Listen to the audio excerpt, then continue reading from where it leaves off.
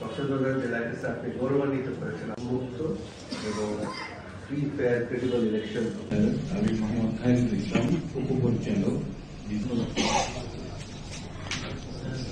সংবাদকর্মী যারা আছেন তাদেরকে আমি বিনীতভাবে অনুরোধ করব সংবাদ প্রেজেন্টেশনের পর দেওয়ান সহকারী কমিশনার, জেলা প্রশাসকের কাজ, উপজেলা নির্বাচন অফিসার, উখিয়া কক্সবাজার জেলা প্রশাসক।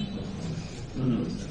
মোহাম্মদ কামরুল হোসেন চৌধুরী, উপজেলা নির্বাহী অফিসার, ইলেকশন অফিসাররা আছেন, ডিজিএফের প্রতিনিধি আছেন, বিভিন্ন পর্যায়ে আপনারা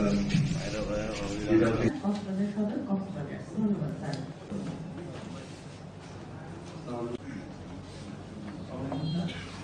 জেলা পরিষদের কার্যালয়, কক্সবাজার। ধন্যবাদ।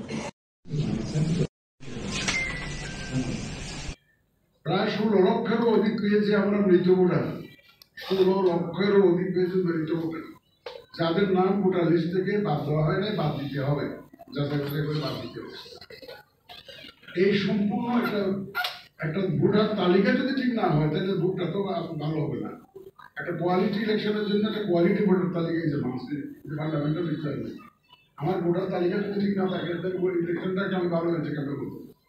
সুতরাং এই আমাদের whole process of finalizing the voter list after the house to house visit, এই যে ইনফরমেশন যেটা কালেক্ট করলাম, এটা আমাদের টার্গেট ডেট হচ্ছে পুরো কমপ্লিট করতে, প্রসেসটা কমপ্লিট করতে আমরা জুন মাস নাগাদ শেষ করতে পারবো, এরকম প্ল্যান আমরা নিয়েছি।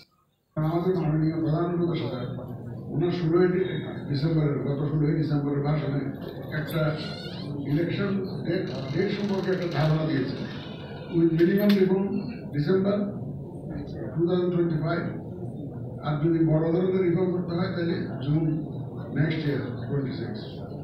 আমরা তো জুনের জন্য অপেক্ষা করতে পারি না, আমাদের নিজেদের ডিসেম্বরটা জন্য দিয়েছেন, আমাদের ডিসেম্বরের সামনে রেখে আগাইতে হবে। ওই প্রস্তুতিটা আমরা নিতে গিয়ে আমাদের টাইম লিমিটটা খুব কমপ্রেসড হয়ে গেছে।